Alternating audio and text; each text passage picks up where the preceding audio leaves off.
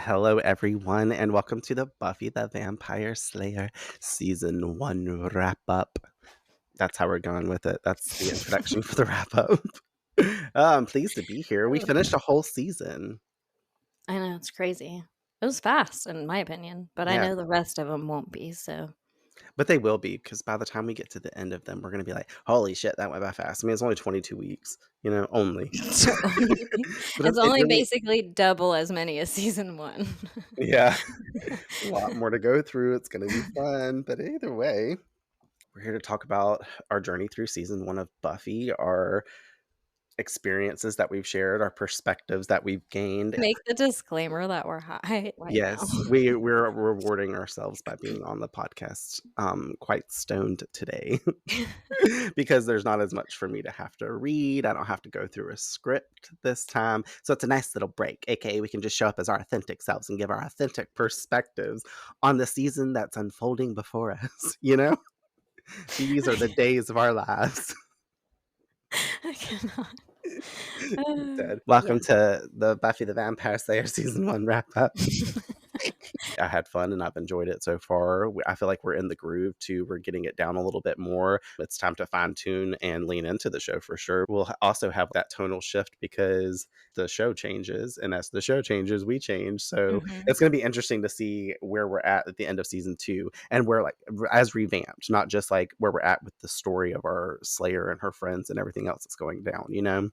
Right. Like, we're going to develop a lot of changes over our natural life too and arrive different places. I can't wait for us to have more inside jokes because that's been the funnest I was part of just this about to say. I show was so like, far. that's really the highlight of this whole thing for me, I think, is the new inside jokes that it will bring into our friendship because we already have so many collectively just over the years of being friends, but I feel like this really gives us a lot at one time, and I think there'll always be jokes that stick even after we are completely done with Revamped and with Buffy and all of that, so I Yeah. it adds this really cool layer to our friendship that'll be permanent, and I like that, so thanks for thanks for inviting me here. We've like programmed this to be our new way of exploration into our friendship being like further our Mhm. friendshiping, because that's a word. If I had to say how I felt about the show, revisiting it, it's changed my everything for me. I have noticed where I am picking up on things a lot differently. And I know I've said this in like past episodes that I've analyzed things or just been looking out for stuff because I'm spending a lot more time in the episode versus just watching the 42 minutes that it actually is. When I was a kid, I was watching it and I was glued to the TV screen. I wasn't doing other things or didn't have a cell phone back then really to be always be on either. My escape was the full show, so my eyes really were on the TV. But watching it now, I know all these scenarios and I know a lot of stuff that always have pissed me off or bothered me, or episodes like I know big things are coming up, however, whatever.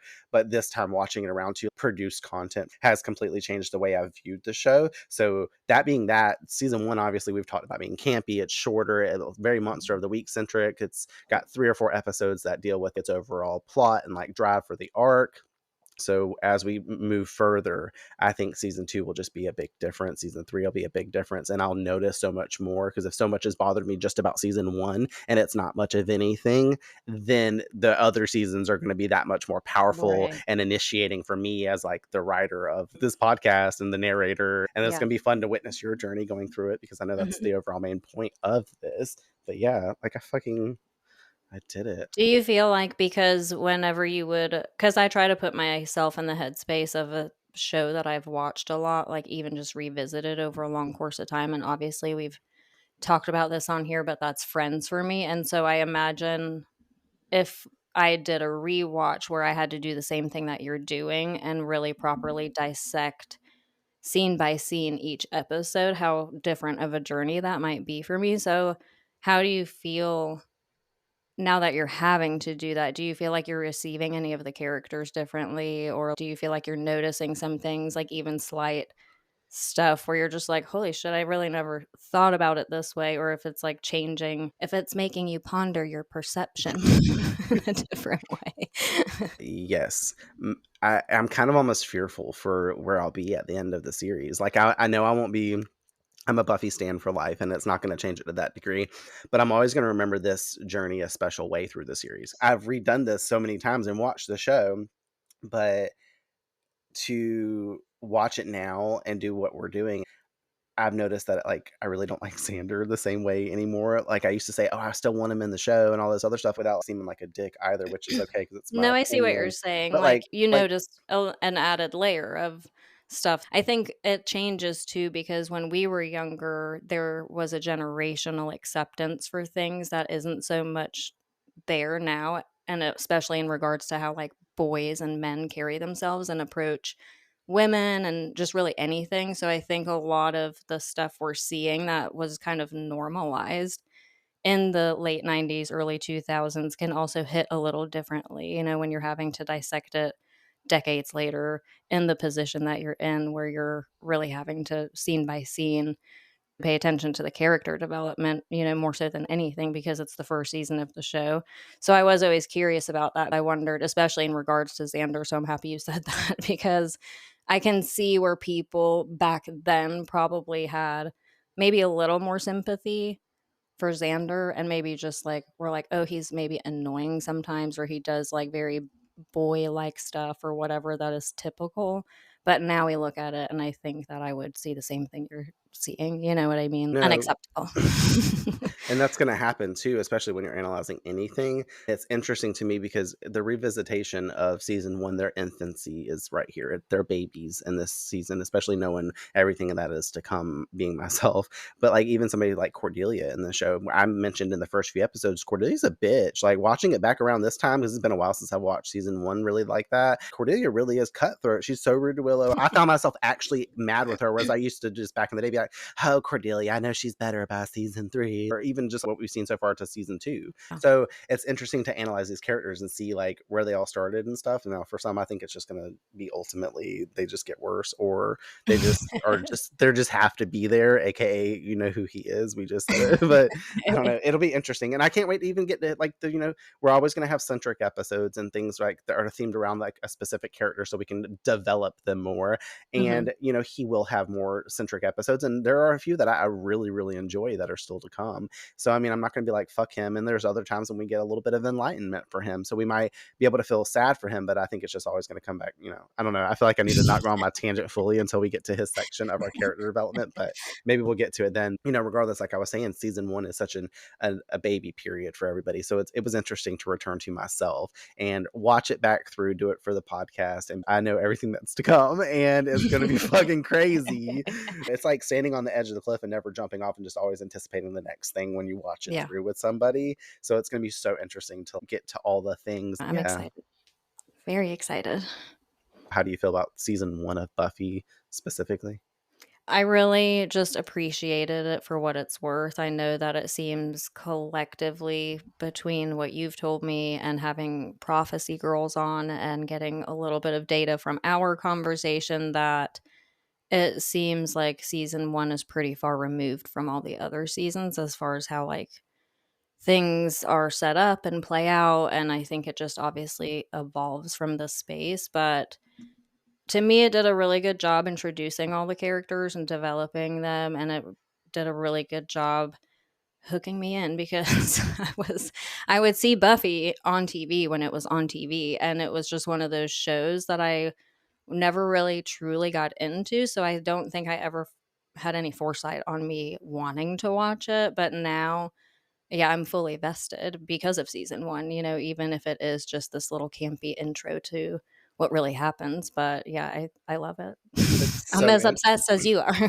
I feel like in addition to introducing me to Buffy as a show, I feel like doing the podcast has brought us closer together, Like I said earlier, we have new inside jokes. We see each other more because we have to. We have this extra incentive now to make sure that we have time for each other, which, like you said, can quickly escape us sometimes when we don't have a good reason to do this. So, yeah. yeah, I'm grateful for Buffy and for the pod. All right, great. That's a great introduction to leave there. Well, as we go forward through this wrap up, we'll obviously get into some review of the season. We'll get into character development. We will also be getting into some ranking stuff, letting you know what our top things were, what our least favorite things were, all of that kind of stuff. So there's definitely more to come. But I wrote out this thing that is probably the lengthiest and only thing that I truly have to read out for this. But it like wraps up the review of season one as like a recap of what happened, mostly for Buffy, because the show is called Buffy the Vampire Slayer. So we have to, more than anything, be critical and analyze and dip into her world with learning that this all starts from her. This is through her eyes that we really see and perceive the show most times. That being said, obviously, we had the overall theme that we've beaten to our heads by now, which was acceptance, and the metaphor being growing up. And obviously, we'll go through the whole series. Growing up and adulthood is pretty much the overall theme. So there's going to be so much mention on it and so much tying back as like little breadcrumbs towards the rest of the trail to the fucking Wicked Witch's house, the gingerbread house in germs. But I did write out this little thing about Buffy Summers. Starting in episode 1, Welcome to the Hellmouth, she comes to town, and from jump, we learn she is not into her role of being the Slayer. And she has her reasons. Her parents have recently split. She's had to move to a new town with her mom afterward due to her getting kicked out of her last school, having burned down the gym, because, that was beat into her head the whole fucking season. If anyone didn't know, Buffy burned down a gym. This is all a problem because she cannot mention to anyone that she is a Slayer, and actual evidence to why she's seemingly a troublemaker. When she shows up in Sunnydale, she is hella reluctant to continue this chosen path because of the fallout she's already experienced in such a short period of time. Then she is sucked right back into it when she meets Giles and pushes it away. It's not until the boy is found on campus dead and drained from vampire attack that she realizes that this shit is going to keep coming up for her, so she opens the door slightly back into that world. It isn't until the episode's end that she finds Willow is in danger, and her already liking and bonding with Willow, she doesn't want anything bad to happen to her, so she opts to go rescue her. Xander, of course, coming along. She saves Willow, but in return is faced with Jesse now replacing her in the role of danger, and this is where the door is swung fully open for Buffy. Now, as we discussed in Metaphor back then, she and the gang have their first event being the harvest to put a stop to and get back Jesse, unfortunately, along the way, finding him to be a vampire and having lost part of that battle. But beforehand, Buffy stands in her Slayerhood, knowing she has to stop what's about to happen, with the Master potentially rising and the whole town, and world being at stake, which she does by taking on Luke, the Master's main right-hand man, and slaying him before every vamp at the Bronze, striking fear in the vampires that the Slayer is now in town. Moving into episode 3, Witch, we see for the first time Buffy trying to balance and bring in some normal elements to her life with cheerleading. Although the attempts fail, she is still less hesitant in her role as she works alongside Giles and even tries to convince him to let her try to have as much of a normal life as she can, along with her status as Slayer. I think elements of care further for her this episode as she meets Amy and learns of her mother's body swap with her, therefore choosing again to help out when things get weird and take charge. Of course, she was hexed by the witch and doomed to die, so she kind of had to. It gave her that extra incentive, but we are quickly shown Buffy's ability for concern of others along this once again. It's almost like in the beginning, I feel like she's like, I'm going to do this and then it'll be out the way and I can get back to life. You know what I mean? It seems like a Mhm. whiplash with her. She's always trying to just finish this like next thing that's come up. And she's like, well, maybe it'll be, 6 weeks before something else happens. No, I mean, it's like 3 days, but you know 6 what I months. mean? I think it works in her head.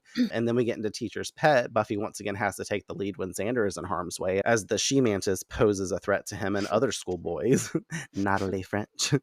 This episode marking truly our Monster of the Week format as well, and Buffy defeating it by the episode's end. This is also the episode where Buffy realizes that she has interest in Angel as well, securing that leather jacket from Daddy himself, and the opener of their arc beginning in that episode as well.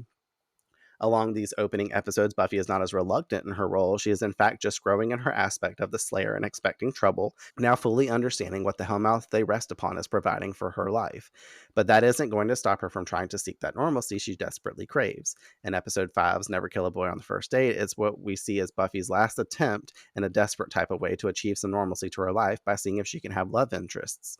Not to mention, we also learn of the prophecy in this episode and begin to get breadcrumbed into the events that will lead up to. I know we can't say breadcrumbed without like laughing nowadays, but we're just breadcrumbed into the events that will lead up with this to the season finale. In this episode, though, Buffy is hit hard with the reality that maybe she's just not going to be cut out for the dual life that she seeks, and maybe the wisest and maturest decision thus far is discontinuing her potential relationship with Owen so she doesn't get him harmed, learning in this instance that there is a cost that comes to others knowing her identity and the dangerous elements that she faces. The Pack, our favorite episode ever. It serves as another filler episode of Monster of the Week. But then we move right into episode 7. You notice how I didn't even say anything about the Pack.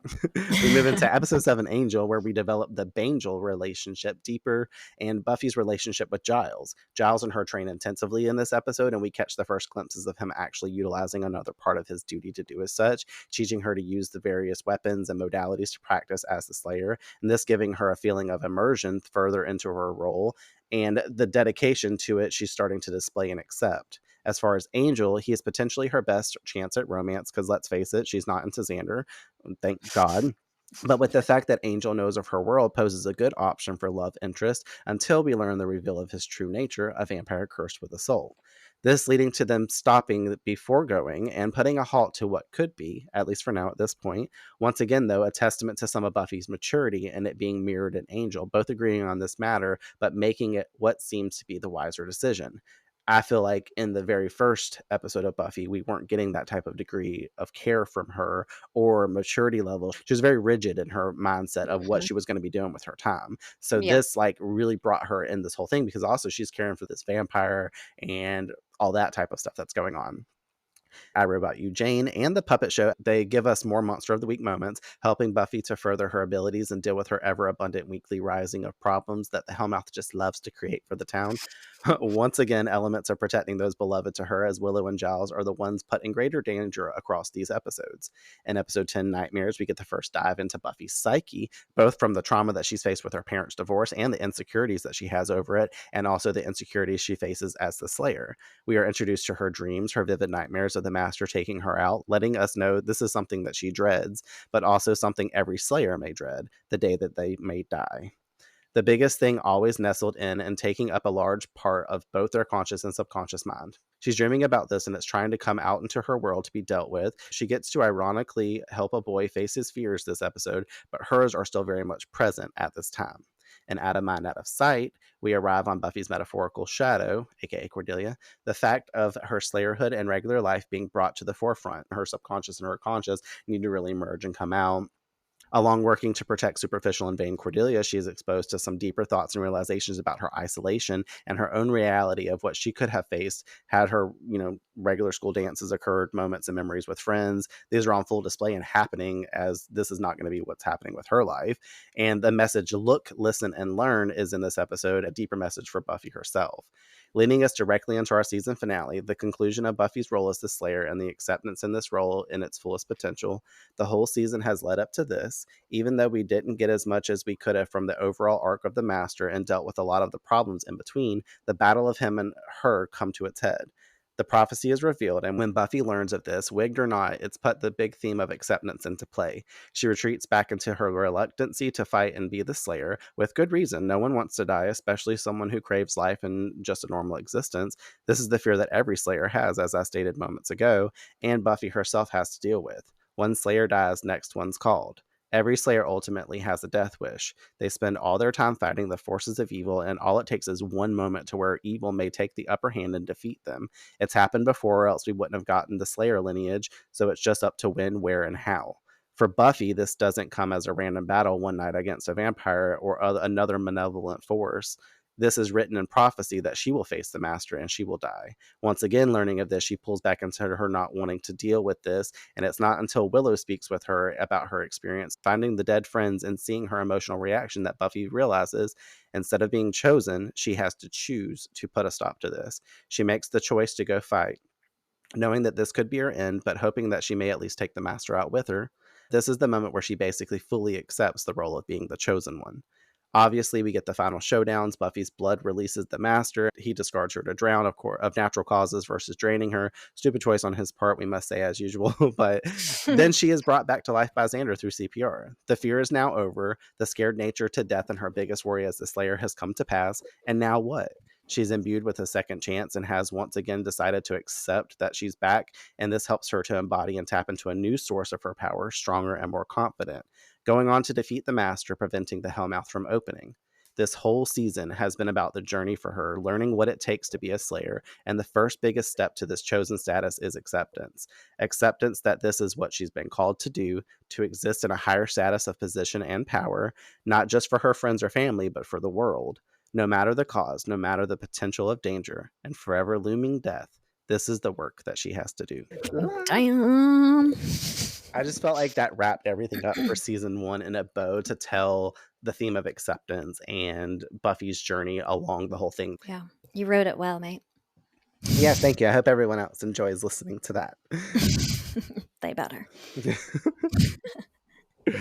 What Well, goes that's on in why my I'm world. I'm happy that you do a segment where you kind of the metaphor part of it, because I feel like if you're not viewing it from that angle, you can so easily miss the full scope of the meaning that is positioned into every single episode, because as each episode, at least for season 1, as each episode has this new villain or monster or theme at large, the entire metaphor changes. It's always touching base on something different. And in season 1, it had a lot to do with, it seems, very normal high school shit that you deal with. Like you said, acceptance is another thing, like in another way, is being accepted versus accepting things too. Buffy's trying to find her place in the world as a normal teenager, but she has this huge responsibility that really she can't even discuss with everyone. It's like a huge burden in so many ways.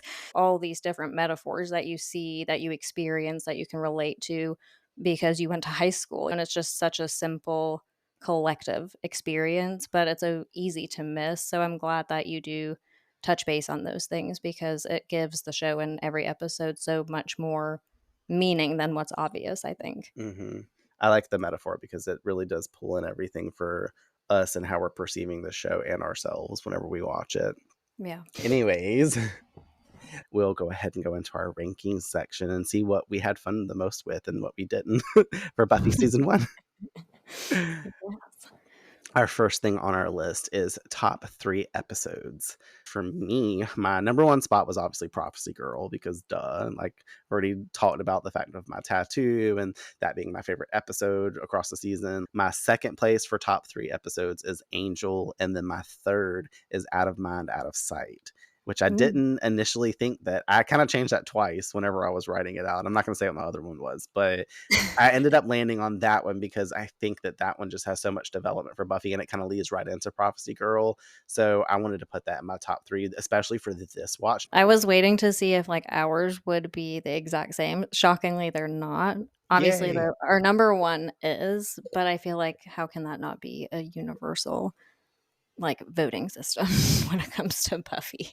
I feel like most people's season 1 favorite. My number 2 is Nightmares, and my number 3 is Welcome to the Hellmouth. Nice. Were Okay, you so surprised by any of those? yeah, and I have questions. Why did you choose Nightmares as one of your top episodes for the season?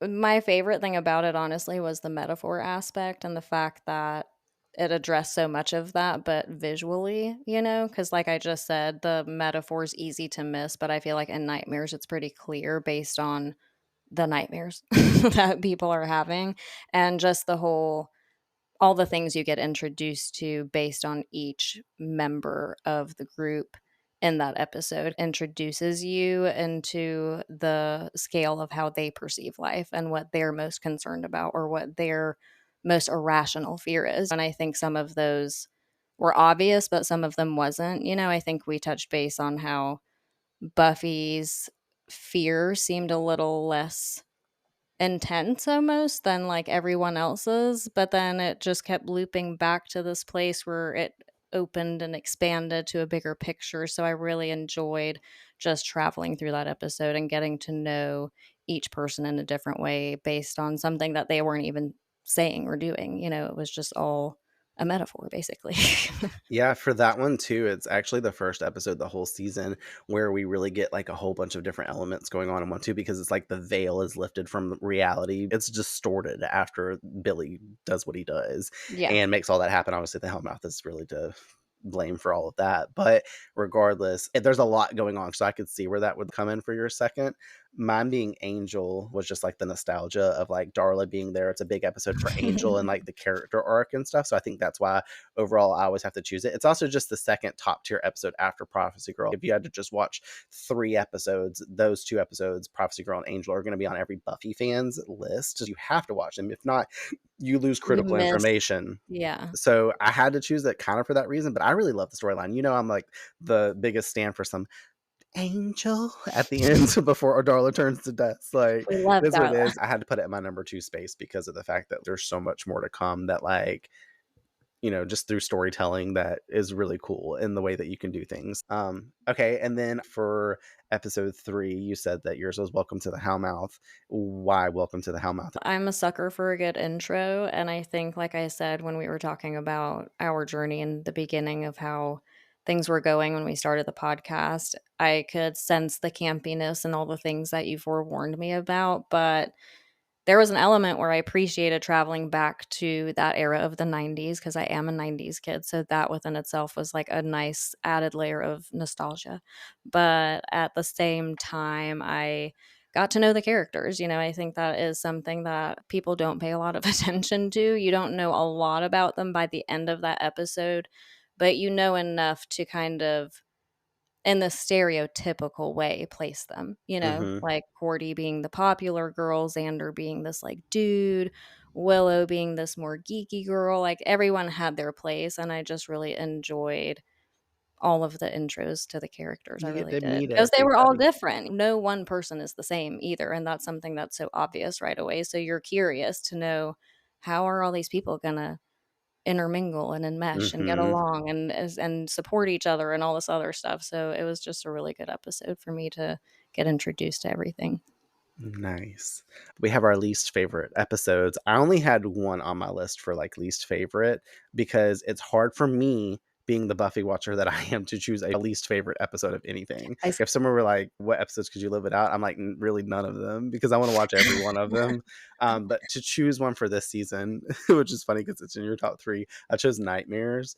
Oh, Um, really? yeah, and I think mostly I chose that just because out of everything else, even though we have the shitty storyline with I Wrote About You, Jane, we have the awful stuff that happens in the pack, or even like the puppet show. The puppet show was just funny as fuck. But Nightmare specifically, even though it tells a lot about Buffy's psyche and the fears that she has, and I found so much watching it, I think it's just like one of my least favorite episodes along the season, mostly because I don't think I like the ugly man. Something about the episode, like, truly, out of all of them in season 1, is always kind of like, I don't want to say bothered me, but there's just some element about it that I'm just like, I You don't could do dread getting without to it. I don't know why. I could just do without it. I'd almost rather watch I Wrote About You, Jane a second time than actually watch Nightmares. And I I think it's see. just because there is so much chaos that's going on in the episode. Even though we get some great stuff, like I said, I wouldn't want to live without it, but I had to choose one. So unfortunately, it's Nightmares. I get it. Mine obviously is the pack. I just feel like it was too much. I'll leave it at that. It was just way too much. Not just for the Xander centric part of it, but just there were things that I feel like could have been left out of that episode and made it a better episode, in my opinion. The whole You know, episode. Xander could have not been turned into a hyena, and the other people would. We could have still got Principal Flutie dying, and then that could have either been that that. or like turn Willow into the hyena and make it be a different dynamic or something. You know what I mean? Like I would have Or been have to more fight interested Buffy to or see something. that. Exactly. Yeah. So yeah, it was just like it was almost like they needed an excuse for Xander to have this platform to be the most douchebag version of himself, and the excuse is that To get he's away with it. possessed by a hyena. It just doesn't make any sense. I'm like, so wait, you're saying hyenas are douchebags? How do you know that? Because they just are. It Yeah. was just dumb. The next section we have is the top 3 that we recorded. My first place for top 3 is Prophecy Girl, and that was just because of our guest and the switch up in energy and the story. I enjoyed getting out there and mingling with some other people, and it ran so smoothly and it was so fun. I cannot wait to do it again and have guest hosts back on the show. That was the best way to wrap up the story, and then also just for it to be a big, big episode, to have a big, big event. So top 3 for us recording was Prophecy Girl. My second was Angel. Apparently everything is top 1 and top 2 for those two for me. But more than anything for me and you, because we were alone in that, I had fun joking about Darla, the dusting CGI across the whole episode, because that was where we started getting into the three and them dying and all of that, the practical effects. And I think I just got super comfortable at that point too with recording, where I felt like I know I said it in the beginning of this, like I felt like we made our groove by the time we finished the season. But by that episode, I don't know, I was just like feeling really comfortable with editing and going through with everything. And like the episode meant more to me. And then my third spot was the puppet show, mostly because the fucking hilarity and the inability to take ourselves serious that episode. It was really fun and unhinged as far as a recording session goes, and I really did enjoy it. I'll have those memories of fucking Sid with the Barbie hand and everything else to come every single time I watch that episode. And I text him back and be like, listen, what about that Barbie hand that he's got that knife with? I don't know. You get what I'm saying? Like, Yeah, it's just totally. funny fucking. If I'm watching it, I'm gonna end up sending you video clips like I do when I'm watching Friends these days. Or when a funny scene comes on, I'm sending you him like chopping at Buffy underneath that iron thing. The Uh, floating the floating knife. I love it. What are Uh, yours? I love it. Um, yeah, so ours I'm surprised there's one you didn't mention, but I think I know why. But anyways, my top one was also Prophecy Girls for the same exact reasons you said. My number 2 is I, Robot You, Jane. And I think the reason why is the exact same reason as the puppet show, which is my number 3. We could not take ourselves seriously in either of those episodes, and I remember vividly starting I, Robot You, Jane, and starting to record it with you, and you were like, mate, this is going to be the shortest episode of all time. Like the script I wrote out is like half the amount. Like we good. And we had such a hard time taking ourselves seriously. And we went on to a banter about technology in the 90s, all these other things. And I think it was one of our longer recorded episodes. Yeah, it wouldn't appear as such with the editing, but we sat there. Honestly, that and Out of Mind, Out of Sight were the ones that took us the absolute longest to record. Longest to get With to. Prophecy Girl obviously being the exception because we had a lot to talk about. And we had 2 other guests that we Right. Yeah. filled up time. That episode is excluded. But when it comes to just me and you recording, those episodes were ridiculous. I like that your episode 3 is the puppet show. But that's funny that number 2 was I Wrote About You, Jane, for recording. I had Yeah. fun I had a editing lot of that one. fun with that one. And I think because I was pretty vested, like, in the research because it had this element of tech in it, of course, so I'm like, "When did AIM come out?" in reference to them showcasing instant messaging, and why are they calling it a e-letter? You know, like, I'm just so confused. You still kept that with you, techno pagan. And you got to talk about Neve that episode. So you were like, any chance to talk about I the love love of my me. life? Oh, shit. Yes, so I really love that episode, that was fun. Yeah, it's been a joy. Every episode has been fun on its own. It's going to be interesting to go, 20 years from now, be like, I'm going to listen to the podcast because why not? And just laugh my ass Laugh. off of some of the stuff I've forgotten. And it's going to be the best. Speaking of best, though, best moments of the show. Let's get into that. Go ahead and get you to do yours first, and then I'll go into mine. Switch it up a little bit. Okay, so my number 1 best moment was Buffy meeting and slaying the Master, and my number 2 was the angel vampire reveal. Because I was definitely like, what the fuck? And number 3 is when Darla gets slayed. Dang. Best moments. That is a really good moment, though. It just means so much to everything. Yeah. Most It's definitely. just bigger than you think. Like, if you would have told me before that episode, oh, like Darla, there's a reappearance of Darla, she gets slayed, it would have had not nearly as much meaning as it does knowing what all transpires in that episode before she gets slayed. And then you're like, oh shit, what? Yeah, you really didn't expect it. What? No. A good moment for me was, of course, viewing Prophecy Girl together. Just seeing you witness that episode and take it, sitting with you and watching it. That was a really fun, best moment for me, watching you view the show. And I can't wait to do that more in the future. As far as episodic moments as a whole, best moments that come to mind are like Buffy's takedown of the Master, Buffy hacking away at Natalie French, the She-Mantis, because that was such a badass slay for me. Sid and him attacking and trying to stab Buffy scenes, those really made me laugh because I really look for comedy and stuff. That's why, honestly, I think me and you would have to agree horror and comedy are probably our top 2 genres for stuff. For And sure. this show hits that all wrapped into one tonally. So you get a lot of the best of both worlds with this show. I really liked the moment when she hit Xander with the desk because he deserved deserved that shit. So I wrote it down as a best moment because he needed to be took down what he was doing. Buffy was like, I'm not going to be like other girls. You got the wrong one, motherfucker. So here we are. Catherine the Great becoming her own trophy. And of course, to mention Buffy's countless moments of resourcefulness as well. And the one moment where we got to see the strength and skills as the Slayer is displaying them. But in greater context, Buffy, I guess this is where maybe I get my serious one. Buffy's dynamic between the gang and all the times that they came together to stop what was going on. Well, if we got best moments, we got to have worst moments. So coming off the cusp of mine, I'm going to give my worst moments being all the humans that tried to kill Buffy, no matter what the reasoning was, aka Dave, Fritz, Catherine Madison, the core four assholes for just being jerks, and Marcy. I classified it as a worst moment because they're not physically monsters. They're not villains in the No, natural it was like way of the straight up show's Hellmouth. murder. They're just murderers. We already know I have to label the worst moment of the whole season being what went down with Xander in the pack. Xander, possessed or not, attempting to force himself on Buffy is still a shocking, dark place to review and return to each time. So I categorized that as more of my worst moments. My worst moments can be summed up by the entire episode of the pack. And Xander, basically, but majority speaking, is Xander attempting sexual assault, Xander being Xander, and the random one I threw in there was Miss French drugging minors. Yeah, that is a pretty bad moment. So those were mine.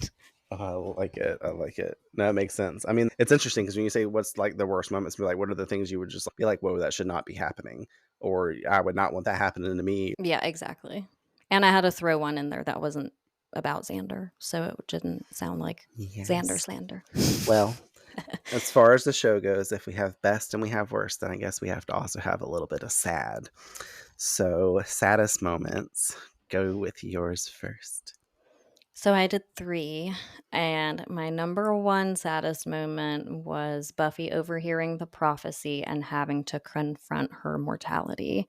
And the whole speech she gave, all the things, the realizations, just the whole thing was like the most heartbreaking, I think, most heartbreaking moment of the whole fucking season, other than when we thought she was dead Yeah. for like 5 seconds.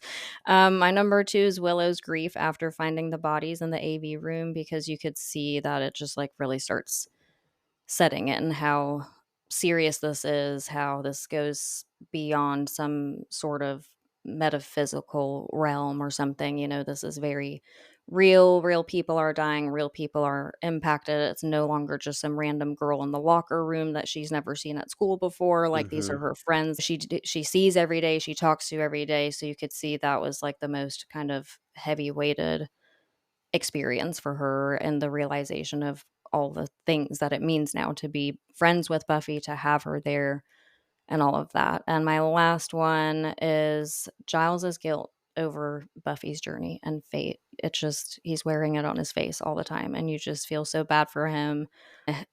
At every turn, there's something new to face, and he knows that he basically has no choice but to feel like he has to throw her into, you know, danger and into trouble and all that stuff. And you get that very dad like sense without being daddy, but you get this very father like figure for Buffy, where he feels like her protector. He feels like he's torn between the person who's supposed to keep her from danger and know that she's the one to tackle the danger. And yeah, that was really sad for me. So what are yours? Well, my first one is basically what you just began and ended with. It was Buffy in general. Her life sucks. So we can just say that first. Over anyone else in the show, hers, Yeah, she's got it the worst. for sure. So her whole life is truly metaphorically sad. It's the saddest moment. Literally sad. But Buffy's scene in the library with Giles, just because the perspective of both that episode of her and Giles coming together to like find out this information, the way that they take that in collectively is that you described it perfectly, and I don't really have to go into it too much, but that is really just sad because they both have to like almost surrender to something, to surrender to the Slayerverse, not the universe, the Slayerverse. I was trying to make a fun life in retrograde thing for most people that don't know what the fuck I'm talking about. That was for Courtney, if anything. But that was my top one saddest moment. Yeah. But my second one was Darla's death scene, because why not?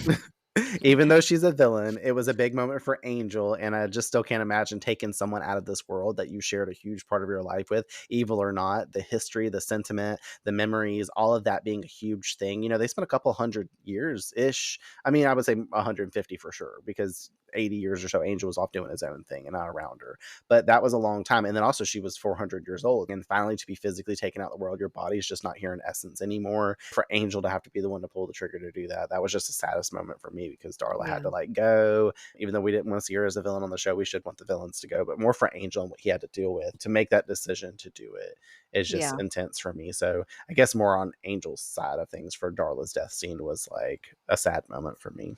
Yeah.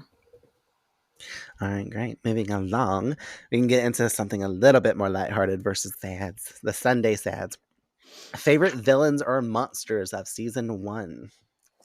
My first favorite villain was just the Master, because he gave us classic vampire, but old and powerful, wiser in his ways than some of the lackey vamps that we've seen. Favorite second up villain would be like Miss French in her mantis form, because I still love the suit that they made. Those were a top two as far as like practical stuff goes. I wanted to mention Moloch and Mark, because other than vampires, those are the only two demons to show up so far on Mm. the show, where we're not like dealing with something crazily supernatural like a witch or like, an invisible girl or stupid shit like that.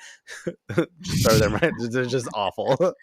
No, but like you get the makeup and stuff is a little bit different, or like it's more of a monster kind of thing, because when Mark lost his human form and went back to being that demon, he came out this green, scaly, True. classic kind of demon look. Moloch having the horns, I thought was dope. He had the red eyes and all that stuff.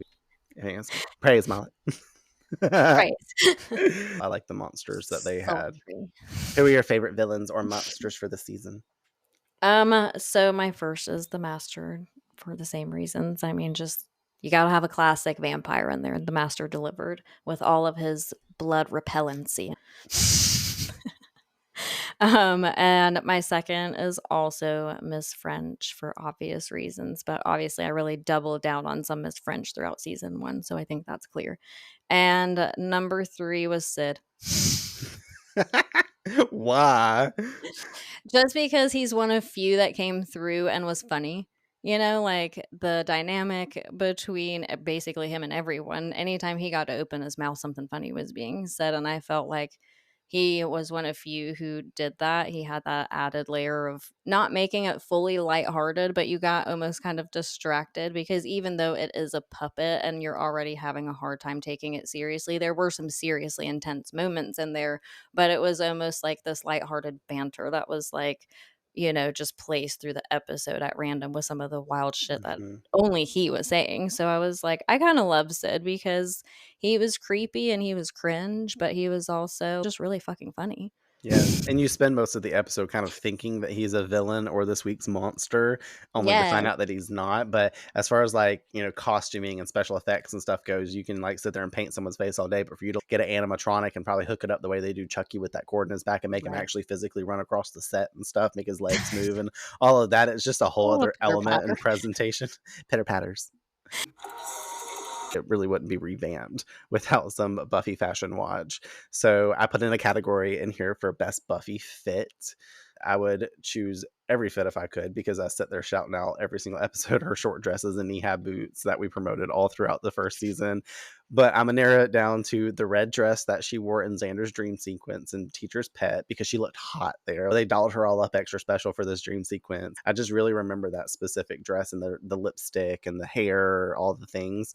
I also really, just for a casual look, I really liked that white top and the black lace knit that she wore in Angel when she was just like in the introduction of the episode. She wore it for the Mhm. smallest, time in the whole fucking show. But I really like that outfit, because I still feel like I would have just lounged around in that outfit on a regular given day.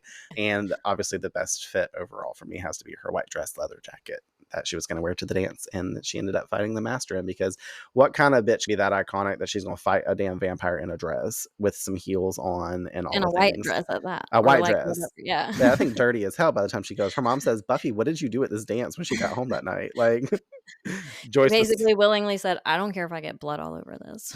literally, she's like, honey, what is going on? Choice. Uh, What about Mhm. yourself? Best Buffy fit? I really, really liked almost every single outfit in the harvest that she wore, and I didn't realize that until I revisited it, and I was just like, "Holy shit, actually every outfit is doing it for me in this episode," because she that was the episode where she had, like, the crop top and the leather pants vibe situation. That was the same episode she also had that schoolgirl, like, plaid skirt and crop top situation going on, and I was just like, "It's doing it for me, I like this." And then, obviously, the iconic prophecy girl fit is always gonna stand out to anyone, but yeah, for the same reasons also, just like, you didn't give a fuck, you knew what you were gonna do, and you were like, "Doesn't matter, there's dry cleaning." Do you have somebody for worst outfit or anything like that? The only thing I can think of is the sunglasses that I iconically hate and that you love. Sorry. Sorry, and then, of course, the other thing that we've made, I think, more iconic and private behind the scenes is Willow's geisha whatever situate I don't even know what to really call it, but you know what I'm talking about. So, yeah, those were like, "What the fuck is happening here?" Mhm. I just go back to Harmony's ugly green sash. That should have never made an appearance in the show. Cordelia's pink one in Nightmares that she was wearing for whatever godly reason. And then Oh, also that outfit that Xander was wearing in that episode as well. That I can't even remember physically what it looks like right now. I just remember being so repulsed by it whenever we were recording the episode. And I was like, Xander needs to continue to wear the like gym outfit that he changes into later and not have his normal outfit back on. It was just not cute. He had the little saddle bag with it. triggering. Now can move along from fashion though. Did you write anything for favorite moments from recording sessions? I wrote down a lot of the inside jokes that we've established, the primary being hereditary, the theme of, like, headlessness that we discovered, all the K's per sleigh were just to die for every time we called it out, every time we coined it, especially when there was the iconic 10K per sleigh at at the end of everything, and obviously, we really doubled down on some positive vibes, positive energy, and those were some of my favorite things, other than coining you the fashion police, because I feel like I'm gonna force you to do that, like, iconically throughout every season. Mm-hmm. Maybe not every episode, but if I notice something that you haven't brought up, like a ring watch, I think those things, they stand out to me the most, but I think they're gonna be things that will carry on. So I like contributing my own segments, even if I think that they annoy you because you're like, No, it's I don't want to great. be fashion No, I police. love it. It's fully invited. No, I love it too because I didn't even think about in my Buffy fashion. Just talking about her purple bubble ring one more time or anything like that. I loved her bubble rings. We don't really see them Randomly quite as placed much, but fingertips. favorite moments from our recording session, like quotes and inside jokes and stuff that I have, obviously are going to be the same stuff as you, so I can like kind of get those ones out the way as if I've said them. Anytime that we reference someone as Thomas, aka Colin, the anointed one, like we were calling him consistently Thomas, but you were also kind of like talking about everybody else being Thomas in the show and shit, like whenever we got there, but he fully ended up being Thomas. Fully. Um, and then obviously just the coin stuff, like we said, 2K per sleigh, Joyce and the positive energy or vibes flowing, like all of that stuff was just stuff for me. Moments in recording though, I like all the behind the scenes fuck ups that we had on my end usually, and then you dying laughing and then stressing me out even further because we would have to clean up the laughter before we could continue recording. I'm just like, editing is gonna be a bitch. I really enjoyed going back and forth on some of the stuff like in the puppet show or Darla with the guns and Angel. You went on a huge ass tangent about why this bitch got guns, especially when we had just had conversation a little bit between myself and you, like on the phone or before recording. Hearing you laugh as I read some of the stuff out too, that the way I chose to say it, like I specifically remember whenever I was like talking about gaslighting the first time and I just wrote it into the script that way, you just busted out laughing and I had to start over from the beginning of my paragraph, and I'm going to remember it. Ironically, the other night too, I was watching Friends when I went to bed, and it was the episode with Buffy the Vampire Slayer. I was just like thinking about it because I was like, here I am working on these notes for us wrapping up season one. And at the beginning of season one, when we did our introduction originally before we had to re-record it and I left it out, we had the talk about the Buffy and Buffet like friendception kind of thing that went on, like the references, and it got clipped and never made it into the thing. But I think it was funny that it was like a callback, and I was like, wow, in a couple days we're recording this, and here it is right in my face again. Like the universe really does stuff like that, because it's just interesting when that happens. That was a really cool moment, and I'm glad that you siphoned that out of the Friends, like, archive and had it for me, like, ready to go when we were going to record that episode, because that's one of those fleeting moments of Friends that so much happens with, like, Phoebe and the twin situation that it gets lost in context for me, so I sometimes completely forget that that was ever a thing, so it was a good revisit for me, but the fact that it ties into Buffy is really, really hilarious, and it's just like, out of all the things, it's the show that we bonded over, so it really brings it full circle. Yeah. All right. Well, our final rank that we made it to, that Slade moment. We're going to give our rank for the best fight in the show. Mine was Buffy versus the Master, mostly because of the way that she staked him the way that she did. It just beats all the Mhm. other slaves. What's Yes, that was yours? my favorite fight, yes. Best fight. My 2K per slay moment, even though the Master was a 21K per slay, personally, for me, I just like the classic slays that we got at the beginning, like on Never Kill a Boy on the First Date, when Giles is watching her and assessing her stake the vampire. She's like, I'm Buffy and your history. Just that classic night out slaying a vampire. The same one at the beginning of Prophecy Girl, where she's fighting the vampire out and this is her third one of the night. And she's just out there doing the Mhm. damn thing and killing him in 2 seconds and on to the next. Like, those Yeah. were my big 2K per slays for the season, even though we can have like big ones. Do you have a different one? Mine was oddly, it was Luke. And I think it was just because Luke was one of the few that carried into multiple episodes, you know, like we left off with him on the to be continued, so we didn't really know what was gonna happen. And then the whole just like build up to having him finally slayed. So he was also my favorite to kind of watch go and know that we're not gonna see any more Oh, of Luke. same. I will never forget some Luke. That Although I'll miss you narrating in his voice. Well, I get to do it one more time because I'll do it in his voice. Because our last little bit was a moment that was just like, yes, bitch, slay for any character or situation in the show.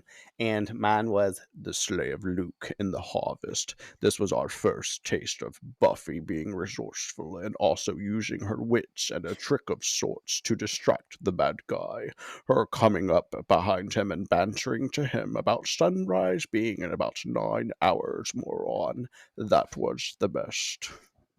And there we fully close on Luke of season 1 Buffy. I didn't plan to do that at all. I The love fact that that. that was your 2K per slay, I really liked that for the slay of Luke being like my overall yes bitch moment, because she really did, even though I read it out funny and people laugh and I'm basically going to regurgitate myself, the fact that she outwits him and makes him think about something. Like, he should have known that sunrise was in 9 hours. He's only been there an hour and sun just went down at 8 o'clock. Like, calm Yeah, down, bruh. It's 10:15. You still got totally. all night. If you've been alive for so long, how do you not know that you've still got 6 more hours? Plus, you can feel the sunlight coming. But for some reason, he just like she just got in his head a It was little a good bit, and diversion it was a good tactic. diversion tactic, and she staked his ass and got him clear. And that was also the moment where everybody was like, oh fuck, a slayer is in town. She just took out Luke, our biggest and baddest. What does this mean? So that was that yes bitch slay moment for me. Yeah, I agree. That's a good one. Mine was Buffy's resourcefulness in that whole fight scene, because I feel like it's the same thing. She always has to channel her resourcefulness. She always has to think outside of the box, especially in the heat of a moment, to really make things happen most of the time, you know, especially in those characters where we're lasting the whole episode. We're making it till the end before anybody gets slayed. And I feel like that one was a really good one that showed her resourcefulness. I think you touched base on that too when we recorded that episode, because you were basically like, here goes Buffy with her resources. Here goes Buffy. Moving along to character development. This whole section was a little hard to do just because getting into season 2 and recording it, I had to force myself to not shift into the growth there instantly, because I was like, but, and then I was like, no, just do it. So, Buffy, because we've already talked about her and we already know a whole lot going on for her. Let's start with Giles. Okay. The biggest changes that I saw for Giles were his ability to reason with Buffy at certain points, not in the most dire situations, but in the ones where he felt some slack could be awarded, and he did. From jump, I love how he is her tag along. He doesn't often just leave her alone to do her duty. Dynamic wise, he grows to care so much for Buffy and her well being while getting to know her this season. He demonstrates a difference in the care that he has for her by the finale as well. And I think that he will continue to push her and hold her strictly accountable and opt for her discipline as we go along. But these more fatherly vibes that we're getting are surely growing at this point too, are some of the biggest moments I saw for Giles as a whole in his character, because he wasn't rigid, but you can tell this was like his first job as a watcher. And it was the first time he was having to like have a charge to basically follow after and guide. This is just as much of a big portion of his life and his journey, his destiny, as well as the one that has to be with this Slayer. And obviously it's the iconic Buffy. So he's got the best of all of them that there ever has been, because there's a whole show centered around this bitch. But, for him to like basically close out in his mind anything that he wanted to naturally do his way, and the way that he would have been very by the books and stuff, he started to open his mind and really trust in Buffy and everything that she was going to be displaying, and figure out how he could create balance between those two. I think just overall those are kind of the bigger changes that I feel like I saw from Giles. For sure. I totally agree. I feel like I watched Giles kind of move from this mentor to almost an emotional anchor for the whole group. Like it became more than just about him and Buffy's dynamic, he became someone for everyone. I think just to watch his evolution, where we see him start in this smaller space of this single mentor, this single watcher, this one person for this one individual, he organically kind of has the other people in the group get attached to him. He has his own dynamics with them, his own bonds, his own relationships. So even though his primary task is still to be the watcher and to be the main point of support for Buffy, he kind of slowly evolves into that space for everyone, and I found that really cool because you see so many of them source him out, in the time of need. They know to go to Giles when they can't go to Buffy. He's like kind of the runner up. So yeah, it was just to watch him evolve from a smaller space to this really take up a large space for everyone was really interesting. I love Giles. All right, cool. Moving along to our redheaded girl, Willow. I was most excited to get to Willow for this section because I mentioned to you we really didn't spend a lot of time. I noticed later when we did I Robot You Jane, speaking on her and the stuff that we could have possibly went deeper into. We did talk about her as we rolled through it, but there was so much development for her specifically because that's the only Willow-centric episode we got. I think more than anything, Willow has changed about the most out of everyone, especially in our minor category. And not to say in the same way as Cordelia, because Cordelia changed a whole lot. I actually could put her right up there as Buffy Shadow as the second up to this. But Willow, like as Steph mentioned in Prophecy Girls with us, she grows a backbone this season. The Willow Mhm. we saw at the fountain in the lame clothes and full of insecurity and Welcome to the Hellmouth isn't the same girl that we've shifted into. She has toughened up and learned to hold her own. And I commend this specifically to having a friend and role model like Buffy in her life to kind of get this, engage this interaction from. Totally. Look up to. She looks up to her and really learns from Buffy how to be strong and more resilient just by association, and showing her a somewhat different perspective to her life and opening the door to helping others, also giving her a bit more purpose than what she really had as just being a great daughter or a smart, well-graded student. She had all those components pretty much down packed. I think she was okay in her own little world with just like Jander. That's the combination of, it's like Zillow. Xander and Jesse is Jander. Having those two guys in her world, that was like enough validation that she could live off of at that time frame. And Buffy came in and opened up the world for her. And obviously she had been best friends with them for a really long time. So a lot of the comfort was there. But when Jesse left and Xander was admiring Buffy the whole season, Willow was kind of forced to kind of get to know herself a little bit differently and be okay just with her. Also having Giles to interact with, having Xander to interact with, but it gave her, like what I'm saying, is a deeper purpose. And that's not to say that Willow won't have her moments or is in the clear of her insecurities that she's had and faced. Of But course. I think Willow has made big shifts so far to stepping into something new naturally at that. And let's not forget her skills that often work as a second up to Giles, and she really is Buffy's right-hand man when it comes to some of the Slayer secretarial type work that she has to do, because it just Data has to go down collector. that way. Yeah. She's always printing something out for Buffy, which is giving her validation as well. A theme for Willow that I've already taken a notice to this watch around. She likes to be in the service of someone else, and it makes her feel like she has a role, and it makes her feel like she's needed. And she hasn't been needed by anybody, especially like wanting Xander to need her, and that's never Of happening course. for her. So I Yeah. guess we'll have to see what unfolds with Willow in the future. But right here, that's where I kind of stand on her like growth as just a way to sum it up.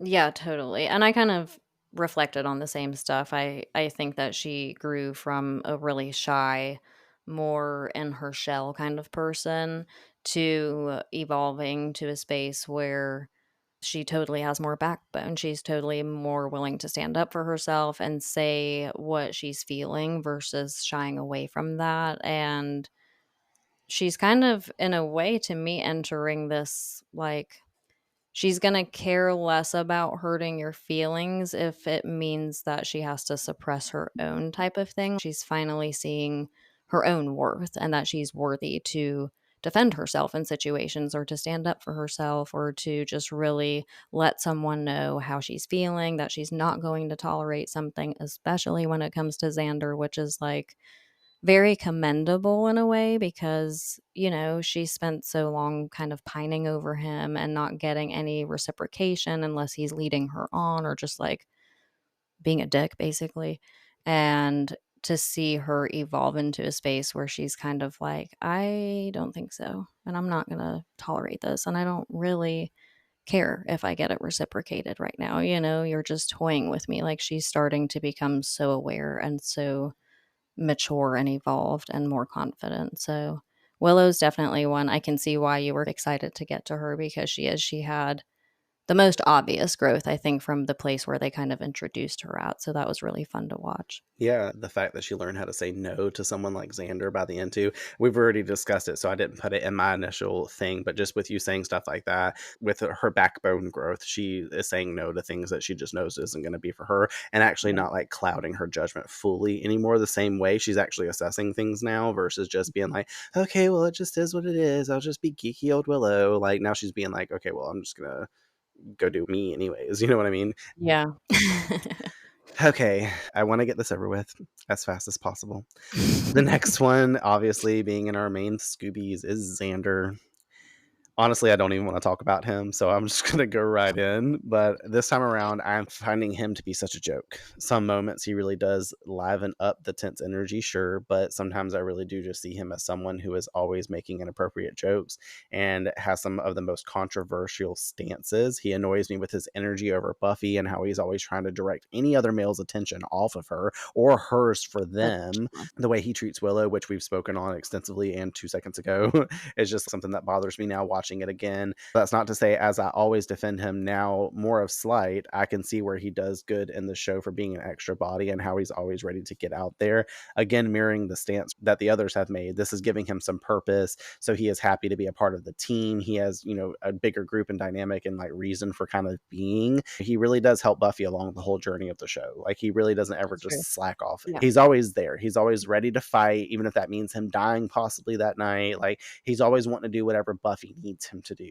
And then obviously that comes in the same context as Willow and like everybody else. He doesn't want anything bad to happen to those people, but it's just his smug attitude sometimes. I just wish he would not be this Joss Whedon self-insert person that we've all grown to cringe at. Whenever you analyze this more, you really can view his actions with a different perspective of Mhm. life after all these years that have passed by and where we arrive at, now in 2024 doing this. How he talks to Cordy too is very misogynistic across the season. The comments that he makes to her about like her looking like a slut in that dress. And I mean, he's not looking at me like, by the way, you're a slut tonight. He's doing it as a comeback because she's being just as rude, but his retaliation always seems to be from like a misogynistic stance of Tot you're like just a whore or whatever the fuck. Like, I don't know. I didn't really see that much growth. And I think that's the problem why people get into stuff like Xander slander and people being upset with people about how they take a stance on Xander. But like, you really can't watch the show and analyze and say you're going to figure out people's development and watch their journey and just be blind to some of the stuff. Like, there's just some stuff that he says in this show that I'm like, some stuff is funny, yes, but some stuff I'm just like, that you could have not wasted the 2 seconds to say that. You could have been more No, serious in this moment totally. or said this like your whole life's a joke. Yeah. Well, think same exact thing, basically. I think that it's hard to see Xander's character development based on all the things that kind of happen. Like, for me, anytime I could see a little development, or maybe I was supposed to see a little development, I feel like it was so quickly tainted. Just the whole Xander experience was tainted for me based on some of the actions that were portrayed and that were almost normalized, because this is a narrative we're trying to gravitate away from. And I know now it's decades later, but I feel like that within itself is eye-opening. It's taken us decades to get to a place collectively to be like, these kinds of behaviors aren't normal, they shouldn't be normalized. So he represents a lot of that. I don't know if that's like going to be a theme forever for Xander. I assume safely, maybe. But unfortunately, yeah, season one overall, as far as his development is concerned, was just kind of, Catch it was, 22. yeah, it was tainted for me. I couldn't see the forest through the trees with Xander, so it was like that. Can we move along from him now? Yes. All right, great. Let's go to Cordelia. More than anything when it comes to Cordy, this is a regurgitation of stuff that we've already said for sure, probably, but a reminder that she is just not as mean anymore is a big thing for me. She started to open up in ways that she can show us that she can be a little different and hold back some of her comments that are just vile and shrewd. She doesn't seem as cutthroat by the end of the season, which is nice. And being on the Hellmouth and around someone like Buffy, she's also started to have Buffy rub off on her, just like I kind of said Willow has done. She made that comment in Out of Mind, Out of Sight. She's like, I know we share this feeling deep down for each other. Like, to say she's already thought about these types of things. So it's interesting to say that. But I think it's also interesting how something outside force wise seems to be bringing Cordelia into this world, like pulling her in. The fact that she was there in the final fight, it just is interesting how like Cordelia of all these people was an outside force for everybody. Like everybody else was already set up to be Buffy's friend because she got Xander through Willow, because she initiated trying to talk to Willow in the first episode, and then Giles and all that stuff. And then Cordelia keeps getting pulled in certain ways. And we see that as we get into season 2 more, she keeps getting sucked in little ways. And eventually she's just like, all right, I'm gonna hang out here, whatever. She surrenders. But either way, like those were just the things like that. Obviously, I feel like Cordelia is the easiest for character development for this season to For say, sure. because we saw the most littlest moments with her across the whole thing. So Yeah, totally. And I think that Cordy, as easy as her development is to see, it was also really interesting because she starts off as this super stereotypical, popular, mean girl. And I think the last thing that some of us expect is to slowly watch her get integrated into the group. And I think it's only done through her being, through those few moments of vulnerability that we get out of her. But they're so obvious because we don't see her vulnerable. She shies away from that completely. She doesn't like to feel vulnerable, especially around people that she considers vulnerable. So I think that watching her not just kind of have some sort of walls come down in a way, it was also the reverse effect. The group within themselves had to also let their walls down in order to want her there, because it would be so easy to not based on their experience. So it's almost this really interesting push and pull thing with Cordy, where you hate her, you love her, you hate her, you don't know if you want her there. She's being stereotypical, but then by the end of it all, you kind of want her there. You want her to be more integrated. You want her to be there all the time and see how that kind of interrupts the dynamic that exists right now just within the core group. So I'm excited to see what happens with Cordy. I think more so than anyone, because to me it's not predictable. I mean, it is as far as like her getting integrated, but I have no fucking idea. Like, I feel like we'll we see can a leave it lot of there. her You have no. capabilities more, and a lot of stuff will get exposed, I think, about Cordy, and I'm looking forward to that. So it's been a good ride with her to see all these different sides and not have her just this firmly placed mean girl like I thought she would be. Nice. All right, the best man in the world. Angel. Angel? Alright, so being that Angel had smaller appearances than I initially remembered in the show, he really didn't do much this season. His feelings for Buffy surely had a lot of growth, but I mentioned it a little before, but Buffy is the reason for him being on this path in fuller force. He came to Sunnydale and met up with her, and along her journey, he has been there and in a good portion of it for the most part. He killed Darla for her to align with her side and the path of good, of redemption for the past things that he had done, as we learned with his curse, and now he's chosen to not feed and working alongside the Slayer, especially moving into season 2. I think we are going to see more from him and his changes. I keep thinking of how Buffy specifically said for him to put his game face on in Prophecy Girl. This means so much more later on that I can't really like allude to now, but he fights Vamps off and just gets into more serious action. So in season 2, I think he's on a new road, one that ahead tells us more of his story than we got in season 1 and his little bit of a role. But Angel, for me, is someone that is on his own journey within the show as well. So just as much as we're going to learn about Buffy and all these other characters, like we get to learn and grow more from Angel. There's just elements that we don't know yet that are there and in place, and helps bring everything full circle for him. And it's interesting reassessing it how season 1 really didn't have that much of him. He's really like in a few random parts, like Teacher's Pet or something else. He pops up at the Bronze to give Buffy a message, and then he's out of there. He might pop back in Yeah. and then be like, I saw you stop the vampire that I told you about. But then he leaves again. It's not that big thing. It's not till his actual self-titled episode that we get more for him. But just knowing about that and the fact that he chose to make these decisions for Buffy, it just shows that he actually, out of anybody else, makes Buffy's big theme for the show and metaphor is to like make the strides towards adulthood or towards her destiny. And he seems to be willingly and more invitive to his own journey than like somebody else that would be reluctant or resilient against that. Yeah, totally. Totally.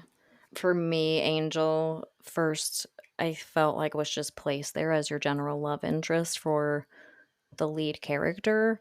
And I still think he's that, obviously, but I think that the point of him in season 1 was to create a lot of tension, Mm-hmm. because there's not just the obvious tension between Buffy and him and the romance layer, but then you find out he's a vampire, and then that creates a different level of tension between him and Buffy, but also within himself, because you realize that he's constantly having to battle his internal state. And you see that more prevalently when you have the reveal and when you understand that he's a vampire, and it's not just this mysterious guy who comes out of nowhere with his cryptic messages to like deliver some news or whatever. You get a further point and a further story and just a further look into how he might be experiencing everything, being that he's falling in love with the person that is supposed to slay him. So it's the tale of all times when it comes to the forbidden love and all of that. So I like that element, and I like that it was amped up and it wasn't just like he was just this planted thing there to act as a love interest or something. He has all these storylines, all these different things, all his own battles. And even though his appearances were small, I feel like they packed a lot in a way Mm-hmm. to give us all of that. So I appreciated his journey, even though it was like, like you said, he was kind of barely there, but we know a lot about Angel for as little as he appeared in season 1. Yeah. And we still have so much more to learn. It's going to be great. The next section will be a lot different the next time we do this. For everyone. For everyone. Because we're going to have so much more. Um, for our next person, we have Jenny, and Jenny wasn't much in this season, and I didn't want for her to feel left out, so that's why I put her in here, because I feel like she's part of the team. But I am happy that she's part of the team, and she came in at the end to be here with the gang and staying guard at the Hellmouth. She's helped out and been like a source of like, I don't know, just outside help for them in general. That's the best way to sum up Jenny. We haven't gotten to know too much of her specifically at all, so we couldn't really go into real true growth or development for her. But just the fact that, just like Cordelia, she's being sucked into this group and she's like a conscious part of the Scooby Gang and going to help them thwart evil and all that other stuff. I think it's going to be interesting to see like what happens with Jenny and how she like moves forward. So I didn't want her to feel left out.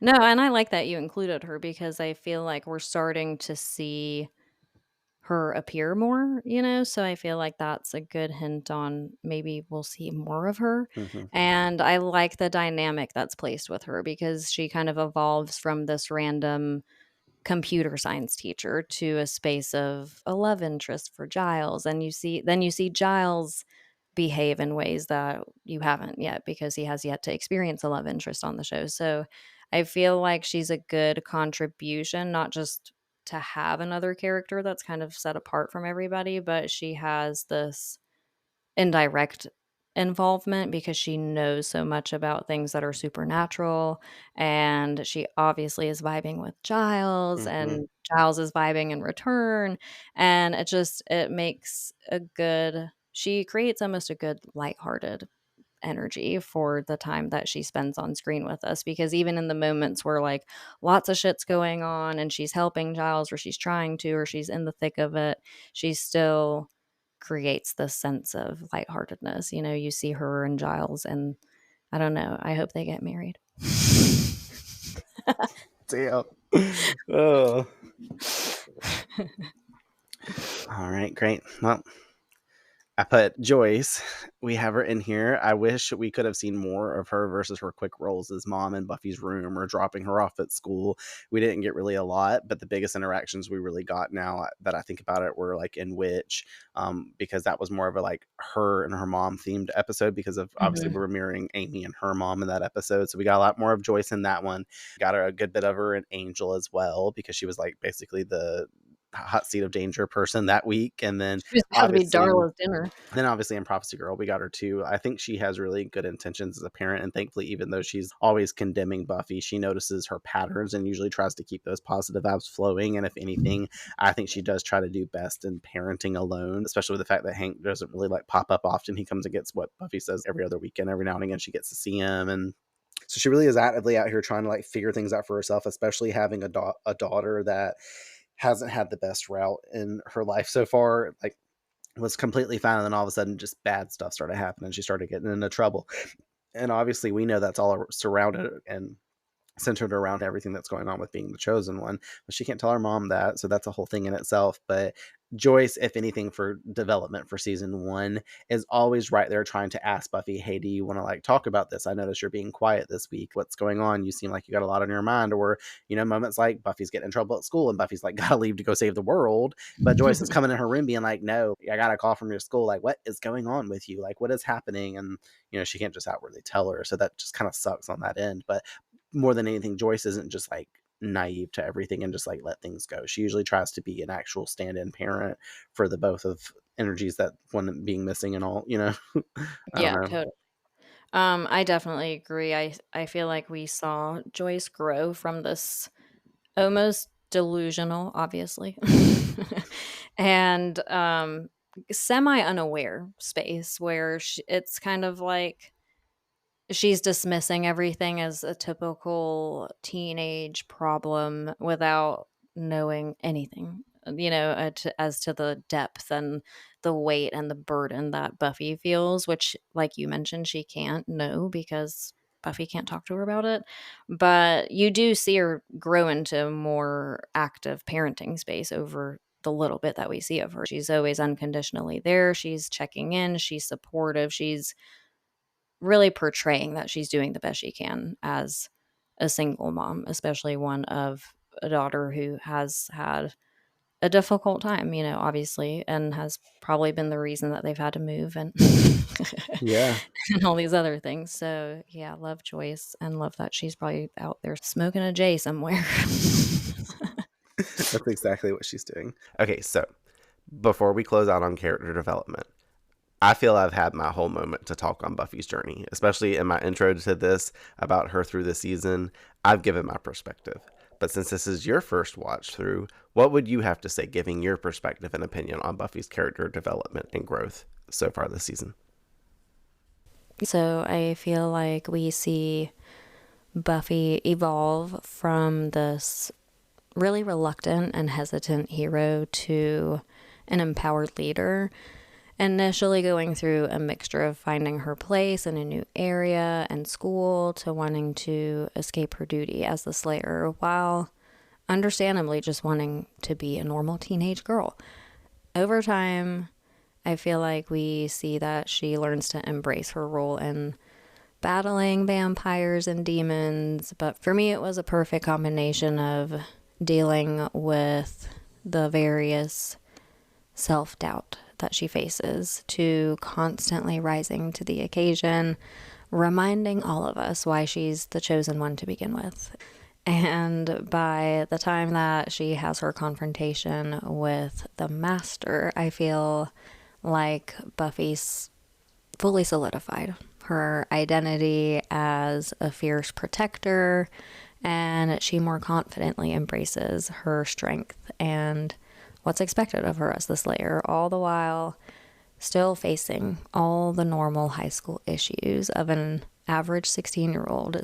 So I feel overall like Buffy started in this really timid, almost kind of I'm over it attitude about being the Slayer, wanting to really just be normal, quote unquote, and to really watch her step into her power and do it with confidence and become the badass that we all watch her evolve to be, has really been the synopsis of her character development for me for season 1.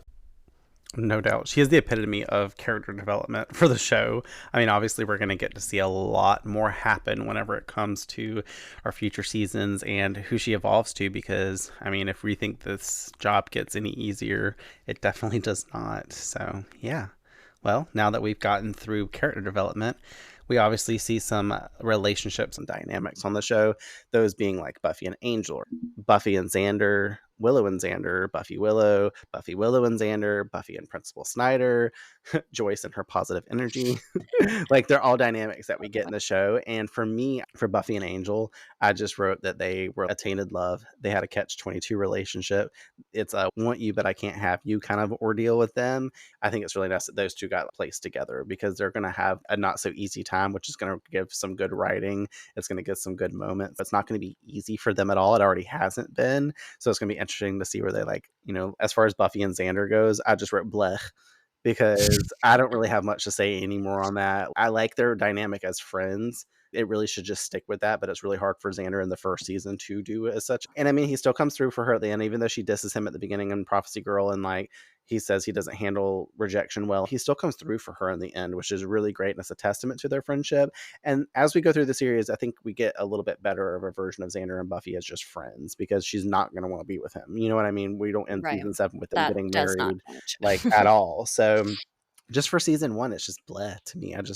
I'm done talking about Buffy and Xander for fucking season 1. Willow and Xander, I just called disgusting, but also really cute, because they've been each other's friends since childhood. So like, some level of comfortability is there already, to where even though he's like kind of treating Willow badly, she's not necessarily seeing it as bad, because she knows Xander is her friend at the end of the day, even if she has feelings for him, or even just in the moments whenever Willow chooses to see the best in Xander, and Xander oftentimes chooses to see the best in Willow, even though Willow's not displaying things that really needs to be out there for him to be picking up on as good choices or Yeah. whatever. That's that for them. As far as Buffy and Willow go, it's like best friends for life energy for me, because they're showing up for everybody. I think it's so great that Buffy has a gal pal and Willow finally has a gal pal. She doesn't just have Xander and Jesse as her big focal point anymore. She has, and Giles as well for that. I didn't put, Willow and Giles in a category. Maybe in a future wrap up we'll do that. But for Buffy and Willow specifically, it's just nice to see these two girls have each other. And I'm happy that Willow finally has somebody to kind of do those normal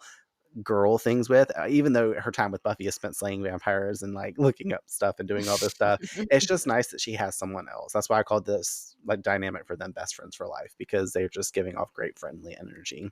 Yeah. Then we have what I called a love triangle in Buffy, Willow, and Xander's dynamic, because obviously that just speaks for itself. We get the literal love triangle, even though it's not a love triangle where people are in a relationship and there's that other person that kind of wants in. It kind of sets it up that way, because, Willow has feelings for Xander, Xander has feelings for Buffy, and they're all three trying to be friends. It doesn't make it easy all around for that type of stuff. And on the opposite side, when Buffy and Willow are together, they're trying to talk about Xander and her feelings. But when Xander and Willow are around, he's trying to talk about his feelings for Buffy. So it's a triangle of Mm-hmm. problems. So that's why I just deemed their Yeah. dynamic as the love triangle.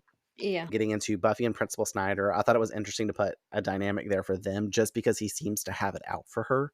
We already know he hates every single student that ever breathed in a school. I don't know why he's a principal, but it stuck with me more this time around, like in Out of Mind, Out of Sight, whenever he's telling Buffy, you're always trying to stick your nose in. And I think it's because he's noticing this. It's not just he came in the first day and he was like, Buffy Summers on my checklist. Who is she? I need to figure out and get on her tail. You know what I mean? Right. He just Yeah. noticed that she was a troublemaker. She had a bad rep at the school. So he's trying to choose to keep an eye out for her, but it almost seems like there's reason at this point after watching the first season. I agree. You know, Yeah. I'm just like, why is he always showing up and why is he always trying to talk to her the way he's talking to her? Yeah. Um, so I thought it would be interesting to include them in this. And then our last one, Joyce X Positive Energy, aka Weed. She always got the positive vibes flowing, man, aka always on an edible and smoking that Master Kush Pineapple Express. So I just put Joyce on here as a joke for a dynamic because her dynamic with weed is hilarious and Joyce positive is hanging out with Seth Rogen right now. yeah. Yeah, a lot of mine are mirrored through what you said. Buffy and Angel, complicated, tense is what I put. A definite tainted love, like you said, is the perfect way to describe that. There's just, you can't really see the light at the end of the tunnel there. You know, they're both kind of, it's doomed. No pun intended, but it is doomed. Um, Buffy and Xander was a very typical dynamic for me as far as the him pining over her, her not reciprocating, you know, hardly noticing really for a while that Xander might or might not have some feelings outside of friendship for her. So it was very typical in that aspect where it's just boy wants girl, like you said, girl doesn't want boy. It's a back and forth. And I don't know. I don't see any end in sight there. Like, I don't think Buffy's ever going to surrender and be like, oh, I love you. And No, season 7, they get married. no, I stopped watching it right now. Fair. That Willow and Xander was another typical one, but in the reverse way. You know, in this instance, it's her wanting Xander. Xander's distracted with Buffy. I will say, as far as the dynamic for the three of them, you can tell Willow is a pretty decent person, especially for a high school girl, because normally in these instances, you would see a girl get extremely jealous. This one bitch came in from out of nowhere, and I've been pining over this dude for my whole childhood. And now there's this fresh meat, and all of a sudden, nothing else matters. And now she I just didn't have try to to kill be Buffy this here. season. Right, yeah, and she could have channeled that energy, she could have showed up really jealous, already hating Buffy, you know, there's so many different things that could have happened with the 3 of them and their dynamic just based on the fact that Willow wants Xander and Xander wants Buffy, and there's just no reciprocation Yeah. for anyone mutually. So I found that interesting that they were still able to prevail as a really good friend group and always source each other out, always come through for each other in the end in spite of any of that really standing in the way, you know, or Mhm. really being brought up to for the most part. Buffy and Principal Snyder. It's a very like I'm watching you energy. I'm always here, you know, like he always pops up in the wrong time where Buffy just so happens to look like her most She's caught in the troublesome act. self, like she's being, yeah, like she's full of mischief or something, and in a large way it's almost wrong timing, you know what Mhm. I mean? Because she's not always in someone else's locker, and she's not always like in someone else's business. It's always based on circumstance and need, and it's not like going on the entire episode. So for him to just always be there with some 2 cents, he's always got something to say about her. That's kind of snidey. He's snide. That's so funny. But anyway, yeah, I like their dynamic. I can't tell where it's going to go, so I think that's kind of what I like the most about it. I don't know his place. You know, like what's your Mm. point? What are you going to be doing? Like are you just this person that's going to pop up and be like accusing Buffy of basically everything, or does he have more of a role? I don't know. So I'm interested. But to move on to Joyce and the positive energy flowing, I second everything you said, especially, you know, the fact that she's constantly geeked up on an edible. It kind of defines a lot of the way that she behaves in the beginning because, like I said, she seems not the most aware and kind of slightly distracted mom. So if we apply the theme of her being a stoner as true, it does come full circle and make It sense. really So does. Prophecy Girls, Steph and Cara hit gold with that and paying that attention. Like, I love it. yeah. All right. Well, that kind of closes up character development and relationships and dynamics of the show in our mind's eye. My next section, I just wanted to do one that was called Rest in Peace. You may be dead, but you're still pretty, because we had many people that did not make it. And this is just a moment of silence to those who didn't make it. And by moment of silence, I mean, I'm going to give a little shout out to every single person that didn't make it on the show. In our first category, we have the good guys. First one being Chris Bowl, who was drained by Darla in the cold open of episode 1. He's the first person we also see die on the show. Jesse McNally, killed by the Order of Aurelius Brethren. No specific one, but, first lost for Xander and Willow as a friend. And our first technical could have been Scooby. So much missed out with that, but whatever, he's dead. Third on the list is Dr. Stephen Gregory. His head was eaten by Natalie French. Poor him. Hereditary. The bus of people in Never Kill a Boy on the First Date, being Colin's mom, Colin, the bus driver, and the other passengers not named on that ride that night. They just got all viciously attacked by vampires. Herbert the pig, eaten by the pack. Big rest in peace there. Our biggest possible rest in peace for this season is Principal Flutie, eaten by the core 4 assholes. Carlo, neck snapped by Moloch in 1418. He just died on the show, so I had to put him in here. We have David Kirby, who was noosed by Fritz. Emily, her heart was cut out by Mark. Morgan Shea, brain cut out by Mark. Poor, these two people died on our show at the hands of one person. Mark was just slaying all these bitches out here, literally. Mark's a murderer. We had Sid the dummy, nubile. He obviously gave up his life by killing one of the 7 brethren that he had been chasing around for 60 years or however long. We had Kevin Benedict, who was killed by the vampires in Prophecy Girl and was going to be Cordelia's husband of all husbands, but now she has to move on to someone else in the show, as she does every other episode. There's no second Mitch here. And then I had to put her on the list because out of all the good guys getting killed this season, Buffy Summers herself, she was bitten by the Master and then drowned. So she's still here, though. We can move on to the second category of bad guys. The actual Thomas, staked by Buffy in episode 1. He was the first on-screen kill as far as villain goes. Poor CGI and awful stuff reigns supreme in my mind for that. Vampire Jesse, he was staked by Xander-ish. More like Xander just happened to have a stake in his hand and got lucky. Luke, who was staked by Buffy. Claw Guy, who was a Buffy slay. Naughty French, hacked to death with a machete by Buffy. Andrew, Pork and Beans Borba, incinerated by Buffy and Giles. The zookeeper, Dr. Werrick, eaten by actual hyenas. Darla, staked by Angel. Angel? Fritz, who thankfully had his neck snapped by Moloch because we hated Fritz, little skeezy piece of trash. Moloch, electrocuted by clever deception of Buffy. Mark, head sliced off by a guillotine, and it was a gang joint effort. Everyone helped with that slay. And then finally, at the end of our bad guys list, we have the Master, impaled on a broken wooden table by Buffy. And then that's it. Rest in peace. We will miss you guys. Sunnydale will never be the same without you. We have already forgotten all of you because we're moving on to season 2. All right. Maybe they'll come out contextually one day.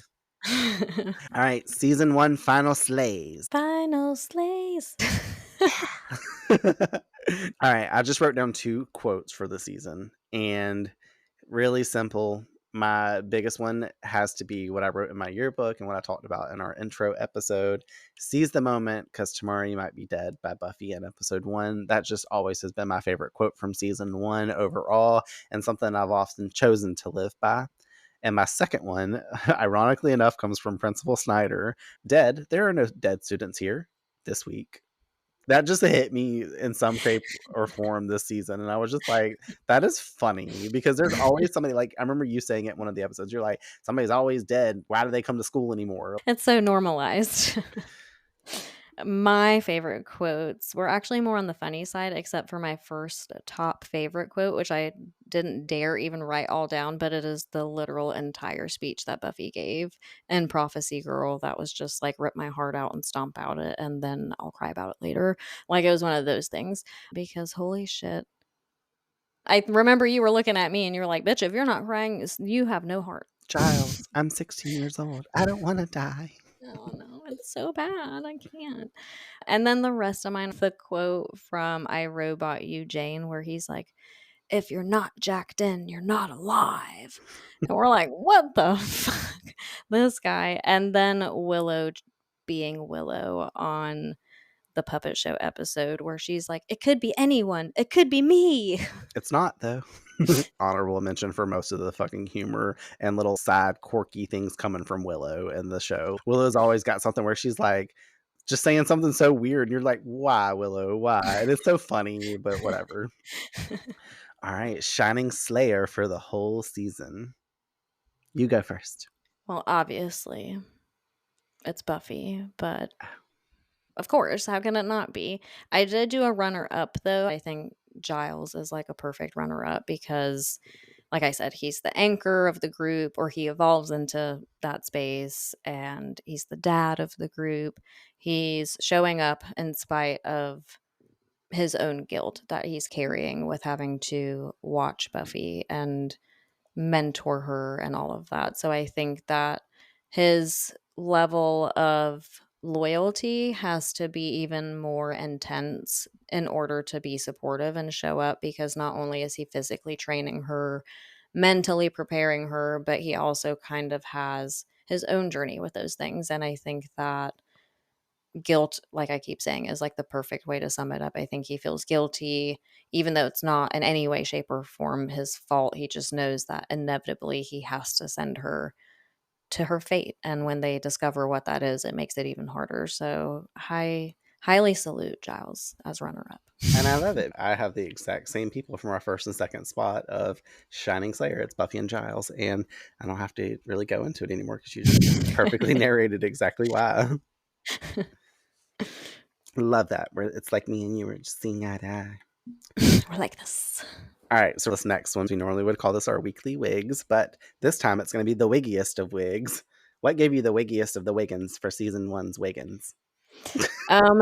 Xander in the entire episode of the pack is my go-to. I touched base on this one already. Miss French drugging the high school boys and just inviting them over to her house in general was enough.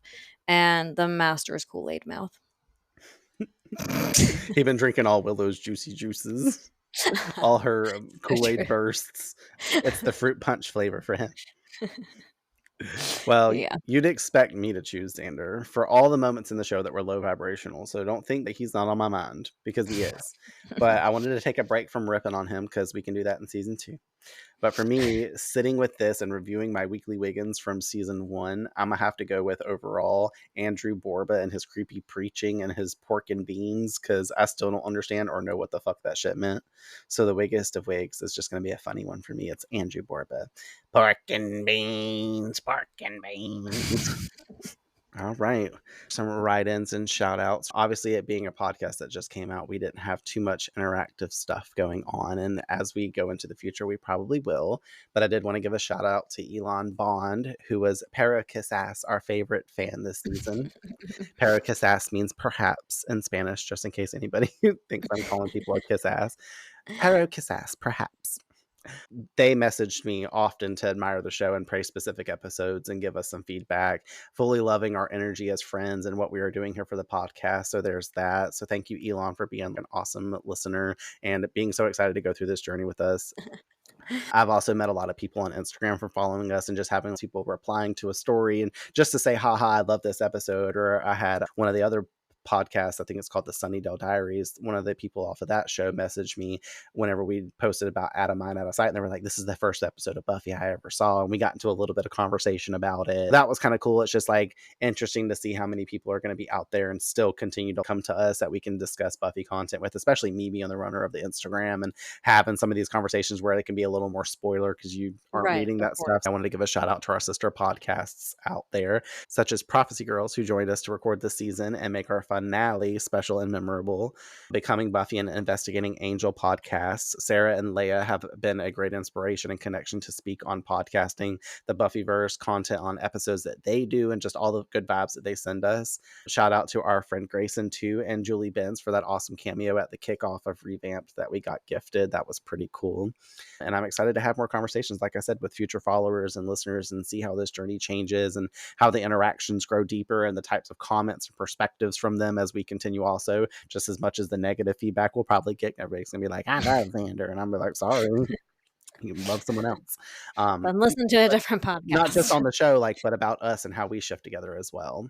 And of Yeah. course, it wouldn't be a shout out section if I didn't save the best for last and mention my awesome co-host, aka you. Thank you once again so much for making this a fun experience, for being a Brandon Buffy stan and going on this journey with me. It means a lot. You spent your time weekly with me and share the effort of the podcast and what it takes to do it. Your contributions, I am obviously always in gratitude for and super appreciative of, because you take a lot of time out of your own life to come over here and help me with this. And it's just a testament to how much you actually love me. So I do, it's I true. appreciate it. So you're my biggest shout out. Well, thank you, mate. And like I've said, probably at least a handful of times in this just season 1 of recording, thank you for having me here. I've really appreciated every single new inside joke that we've established and all the times that we have just been able to get together. I feel like it's introduced me to a different side of you because I know and have always known that Buffy has had such a big influence in your life. So to be asked to take this journey with you, I know wasn't just like you being like, hey, watch a random show with me for a podcast. I knew it meant something and it had meaning. So I have always felt honored since the first day.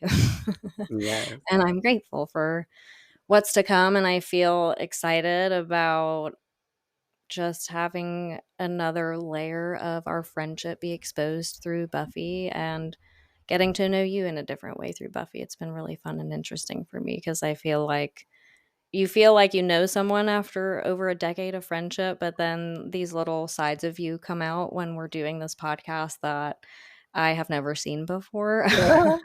So I really appreciate that element, and it's been a really, really fun podcast to start. Yay.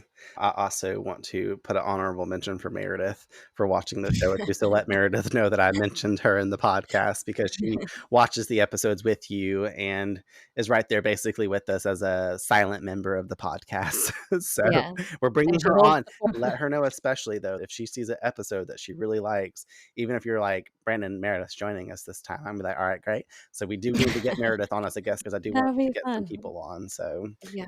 we have some cool stuff for season 2, which we're about to get into talking to you right now. But before I move on to that, I want to tell everybody right now in this moment to go check Instagram and look at this awesome piece of art that Courtney made me, a collage of everything from season 1. And I love it. It was the coolest gift. She gave it to me whenever we met up to watch and record Prophecy Girl. And like I said, go check it on Instagram and see this cool piece of art that she's made me that I can have as my little roundup and wrap up for season 1. I love it so much. All right. And now we can just conclude basically this wrap up of season 1. Season 1 is now done. It's official. Finished. Moving on to season 2, touching base once more, obviously, on the expectancy and like maybe types of monsters we see. I know we have like Slayer at predictions, and we kind of asked you, like me, Steph, and Cara, about what you thought would go down just based on the cover of season 2 of Buffy. But obviously, you've now watched the first episode. Do you think that we'll have like more vampires, more demons, or an array of all kinds of stuff, more humans in the positions to take out Buffy Mm. and stuff? Overall, for a big bad 2, what do you feel coming for this season? That's a really good question. I don't know. I can't seem to lose sight of the theme of the master And the fact that she's a vampire slayer would allude to the fact that the biggest demon or monster or villain that she has to tackle in each season would be a vampire. I might be wrong about that.